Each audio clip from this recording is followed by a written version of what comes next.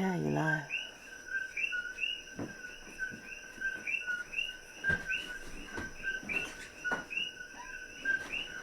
Hi, everybody. My name is R.J. Hampton, and I'm speaking to you from Hawaii, specifically the Big Island. That's the one that had the big earthquake and the big volcano thing that went on. It was just a sign. It was just a sign. We have to deal with crazy Maisie. But don't let me get into that. Don't get me started. I want to share with you my WalkAway and StayAway kind of like video. It's an incredible medium to participate in, to be able to tell you something and have you listen or tune out, whatever. But this is my story. I was born in 1952, and, the mafia and all of that. And then the 60s, JFK, and then the next big thing was, Malcolm X. I grew up, really not understanding what it was like to be a Democrat.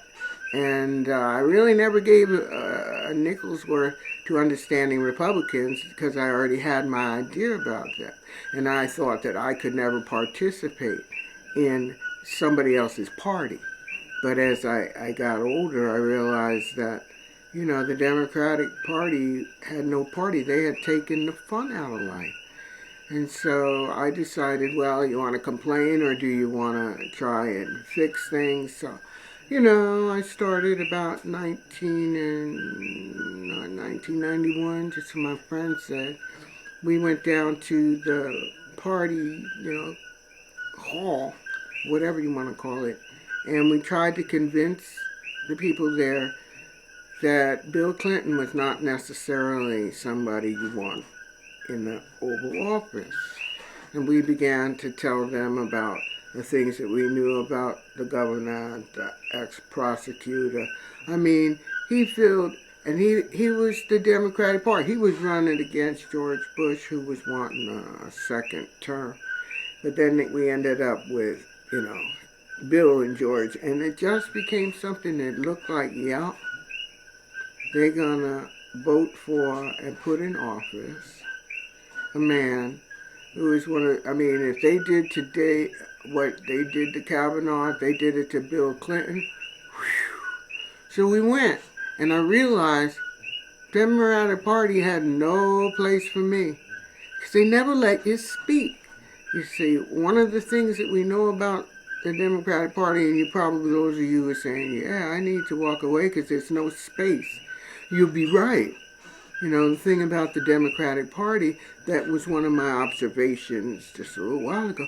They just don't know how to make the transition from political life, if you want to call it that, to civilian life, and then wanting to transform your next generation to represent the things that you want to represent. This is what it's all about. And it's about nothing now, and yet something, because opportunities are never missed. Other people get them. And I do believe that the people that are walking away will stay away.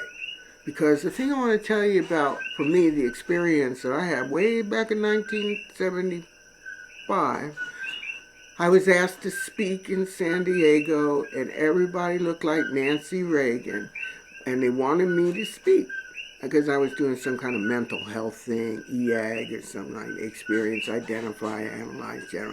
It was hectic, but it was wonderful. I was going to put those on, but no. And what I realized there is they were really trying to work on it. What do I mean? Trying to get to the point where they could express themselves to other races, or whatever, black folks, if you want to call them that.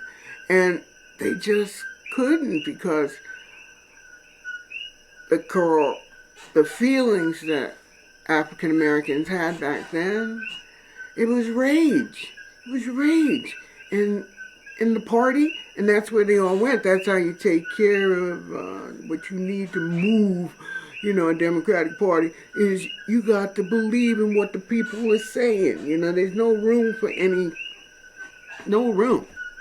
And so I, as an intelligent human being who has done a lot of work in the world, knew that we needed a new party. Boy, I started one. It was called Turtle Party, the United Resolution to Love Earth Party.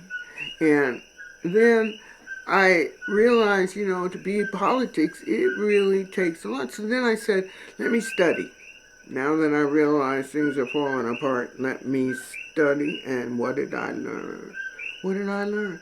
There is a place for me, and it is in the in the Republican Party. And the only reason that I'm doing that is because aside from this group of people inside that mask themselves as Republicans, but they're really not looking at the future, they're only looking out for themselves. And in the middle, where everybody's talking about, this is where you see it all coming together, where you can see George Bush, and you can see, until I get understanding, I'm nobody's, anything. But when I saw my current president here, and I looked at everybody for a long time. Believe me, I'm one of them people that, they just look. And now in 2020, we're going to really need clear vision.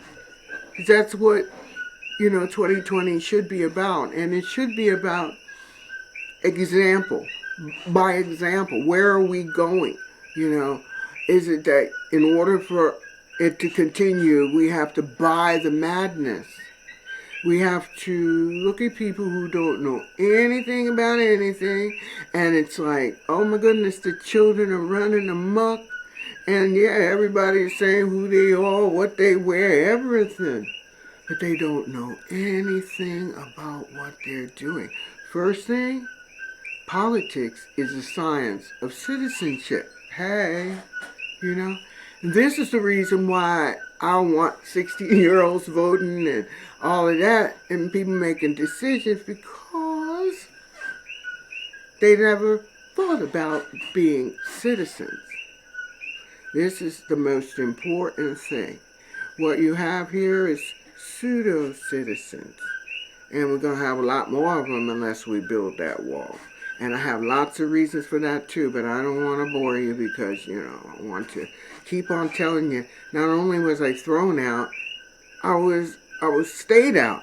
See, that's what has to happen. Again, I have to say, so look at the parties and find out, is it really time for me to have a good time, or Miller time, or any of these times, or is it time to look at an integrated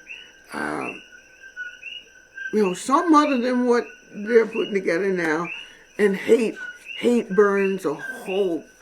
Hate never solved anything. It just created more. Over here in Hawaii, we call it pilikea, And it's like, it's too late. That's what they're saying. We only got 12 years. But is it based on the fact that what you say, dear, and what I said way back is I called them the contaminators of all time, you see. And if we practiced a lot when it came to atomic testing. We shot them up in the desert. We threw them in. And this is when everything started coming together, because in that place where parties, there is no party. There's just the work. And it's deep, and it goes this way, up and down. And so that's why it's so important that more people of some color walk away, because you're being used. I knew all this back in the 70s, CIA. I worked in the mental health fields. So I can begin to tell you that everything that they're going to call fake news when we bring them up, it's not. It's our history. For better or for worse, it is our history. And within that history, there were people who wanted to guide us and give us the evident footprints of which way we're going to go. And I'm going to tell you something. Should the Democrats, somehow or another win. They're going to have to do a lot of skullduggery in order to win, lose it. It's about, again, people knowing. It's important for us to think. It's important for us to let go of all the hate. It's time for us, like I said, to look out for ourselves and for what is around us and how that conducts itself. And that's important. And the reason why I still survive today and have an attitude and say, whoa, I'm so glad that there have been some people of color like Candace and other people I want to get to know within their organization, is to say that there is. Don't let them tell you they're all running amok. Some of us know what it is. And then the science of citizenship. And only to do that is to get taught or to have somebody show you or have that to want to do the research, to understand, start practicing, so that you can make a difference. And we make that difference by coming together, and they're like, oh no, I don't know anything. They think they know everything. And I'm talking about, and I've been waiting for that. But I've already known it was great. I've been waiting for, but I know that when my current president, when he showed up, I was down with it. My friends will tell you, man, I lost a lot of friends just for even point saying, oh, this man, you need to check out this man. Because he's done a lot of good in the world. And that's what's important when you're in politics. That's what's important when you're dealing with a party. And that's what's important if you have to have, how you say it is, you have to have getting together, no matter what party you are. But right now, I'm over there in the Republican Party because they're doing the work. And I'm in the Republican Party because they're not going to be swayed by no BS. And I'm seeing so much growth in the Republican Party that how can I even begin to be persuaded to go, to even consider wanting to, go back, because I never was. You see what I'm saying? I just kept watching. And now today, it's so corrupt. And for the first time, we have somebody that can see it, a civilian, who knows that it's not versus each other, like civilian and military, clerical and all. Everybody got their little pockets. But now we have civilians who are working with the military. That's good. Let me not bend your ear about, what has been done and who done it. So you'll see it in history that it goes Democratic, Republican, Democratic, Republican. But everybody's going to fix what they say they can fix. But when you look at it, nobody was doing their work until, he did everything but roll up his sleeves on the day. But he had, because he's been, ever since he started running. And I want you to know it couldn't be a better man, because he listens. And if you about something, then you're going to get to know the man, and want to, listen a little bit. So my WalkAway videos, yes, I was thrown out of the Democratic Party.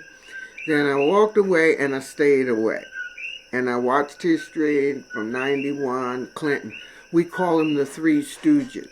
Okay? I call them the Three Stooges. And that's Clinton, Bush, and Obama. And every one of them, cats in a litter box is saying, I cleaned up this, I cleaned up that. But it still stinks. And you haven't even, you're telling all of us, and we're smelling it, but you say you cleaned it up. But everything that our president has said he would do, he's done. And he's done it over, not with, but over the yelling and screaming and all of that. No, he didn't think about that. He just went on and is continuing to be the commander-in-chief. These are words you have to learn when you're dealing with politics. And it's like, how come them women wasn't studying Robert's Rules of Order and knowing how to conduct themselves in the chambers. These are the things that young people just don't understand. They ain't, I'm going to change that. Yeah, they can't tell me, he said, she said, we said. If you haven't gotten over being poor, if you haven't gotten over, fake it. You know what I'm saying? Come on, get over it. And let's start, moving forward. I have a saying, it's called American, an exclamation point. And I think I'll sing one verse and the chorus. Little old lady with dirt on her face, lying on the concrete, sharing a space with a mother and a hustler and a pimp or two. Don't laugh, 'cause it could be you. A child on his own as a latchkey kid has to live a life like his mom never did. Cornflakes for dinner, a hole in his shoe. Don't laugh, 'cause it could be you. I'm singing America, the dream that you painted. Streets paved with gold, all but faded. But if we stick together, if we just give a damn, we'll make America American. I know we'll, I know she'll, I know we'll make American American. Stay tuned, I'll give you more reasons to stay away as you walk away. And don't make it anybody else's business but your own. Okay? Even down to the polls. Don't tell these people who you're going to vote for. Just go in that booth and vote. And you'll see it. Democracy works better that way. It does. It doesn't become a beauty contest. Yeah. Anyhow, I could go on forever, and forever I've gone on about 17 minutes. Oh no, I gotta put on my glasses. Well, anyhow, as they say in Hawaii, aloha.